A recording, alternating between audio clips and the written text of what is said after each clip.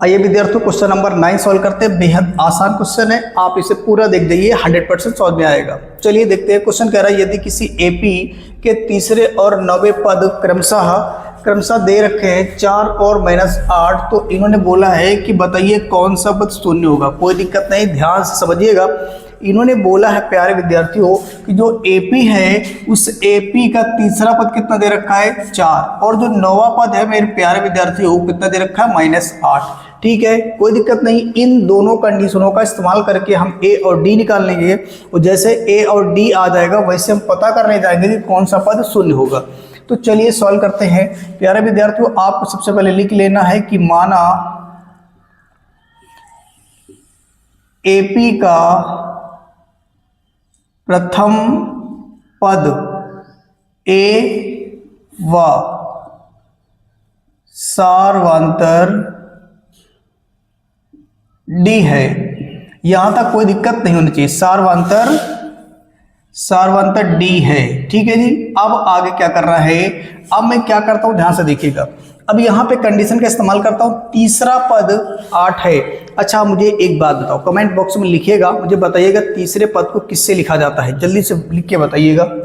तो चलिए यहां पर लिखेंगे प्यारे विद्यार्थियों, A3 बराबर दे रखा है 4। ठीक है जी। और यहां से A3 दे रखा है, मैंने लिख लिया, और 9वां पद मतलब A9 दे रखा है -8। यहां से दो समीकरण बनाएंगे, ध्यान से देखिएगा, एक बार फिर समझ लीजिएगा। इन्होंने बोला कि एपी का जो तीसरा पद है वो कितना है 4 है। बिल्कुल सही। देखो जो पहले दे रखा है वो पहले वाले का मान है, जो बाद में दे रखा है वो बाद वाले का मान है। ठीक है। और यहाँ जो 9वां पद दे रखा है वो कितना दे रखा है -8। बिल्कुल, तो मैंने इस्तेमाल किया। अब यहाँ से प्यारे विद्यार्थियों मैं लिख रहा हूँ, जो A3 होता है वो A+2D के बराबर होता है। अब यहाँ से देखा जाए तो ये A3 कितना दे रखा है 4 बराबर A+2D, इसे मैंने मान लिया समीकरण 1।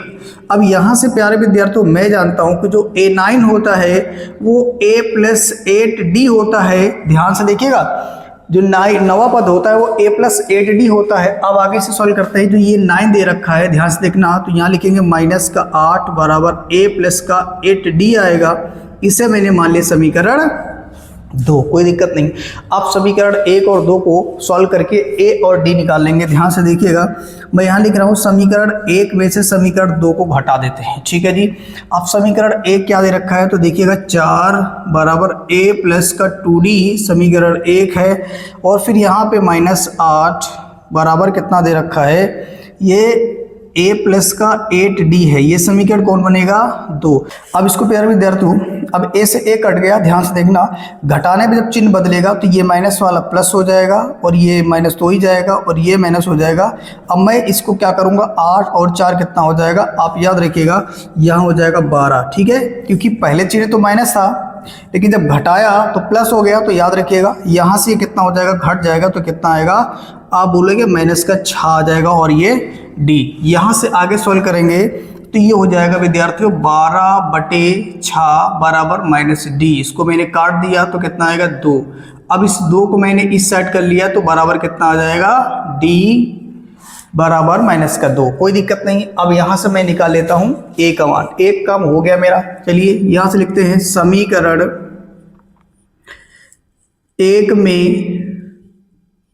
D का मान रखने पर, और जब D का मान रखेंगे प्यारे विद्यार्थियों तो ध्यान से देखना, समीकरण 1 ये दे रखा है 4 बराबर, यहाँ A रहेगा, अच्छी बात है, और यहाँ पे रहेगा +2 इंटू D, और D के प्लेस पे -2। आगे सॉल्व करेंगे इसे तो ये 4 आएगा, और यहाँ से आगे हो जाएगा A-4। ठीक है जी। अब यहाँ 4 और +4 बराबर A। आगे समझ में कि नहीं आया, ध्यान से देखो, माइनस इंटू प्लस मिलकर माइनस हो जाएगा, 2 दूनी 4 होगा, और ये 4 जब इस साइड उठ करके आ जाएगा तो प्लस का हो जाएगा। ठीक है। अब इसे सॉल्व कर लेते हैं तो ये आएगा 8 बराबर A, यानी मैंने A और D निकाल लिया है। यहाँ तक कोई दिक्कत नहीं होनी चाहिए। अब इन्होंने पूछा था कि कौन सा पद शून्य होगा प्यारे विद्यार्थियों, तो हम लिख लेंगे छोटा सा सेंटेंस। यहाँ लिखेंगे माना nवा पद बराबर 0। मैंने क्या माना कि जो मेरा nवां पद है वो कितना है, शून्य है। अब यहाँ से प्यारे विद्यार्थी एक छोटा सा फार्मूला लगाएंगे, ए एन बराबर a plus N minus one into D. यहाँ से nवे के प्लेस पे रख देंगे 0 और आगे बढ़ोगे a। देखो a की जगह पे कितना निकाला मैंने, 8, तो मैंने 8 लिख दिया। और यहाँ से n कितना आया, n कितना है निकालना ही है, छोड़ दो इसको। और d कितना निकाला था, कहाँ गया d, डी कहाँ गया, जी ये आ गया माइनस का 2। अब आगे क्या करोगे, इसको सॉल्व कर लीजिएगा, ये इधर आएगा तो माइनस का हो जाएगा प्यारे विद्यार्थियों 8 और बराबर हो जाएगा n minus one into minus का d, सॉरी d की वैल्यू -2। यहाँ से -8 आएगा। बात क्लियर है कि नहीं, ये माइनस वाले इधर आएगा प्लस होगा, लेकिन प्रेजेंट टाइम में प्लस है तो कितना हो जाएगा माइनस का। अब ये जो गुणे वाला है इधर भाग में आएगा माइनस का 2 और बराबर हो जाएगा n माइनस वन। अब मैं इसे काटता हूँ, माइनस से माइनस कट गया, 2 चौका कितना हो जाएगा 8।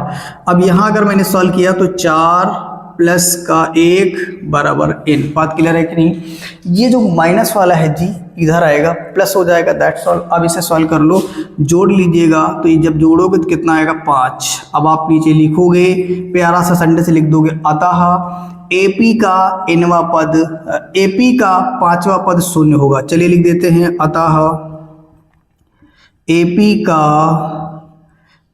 5वां पद शून्य होगा। दैट्स ऑल, हो गया मेरा क्वेश्चन कंप्लीट। प्यारे विद्यार्थियों, समझ में आया तो इसे लाइक और सब्सक्राइब जरूर करिएगा और इसका एक प्यारा सा स्क्रीनशॉट ले लीजिएगा।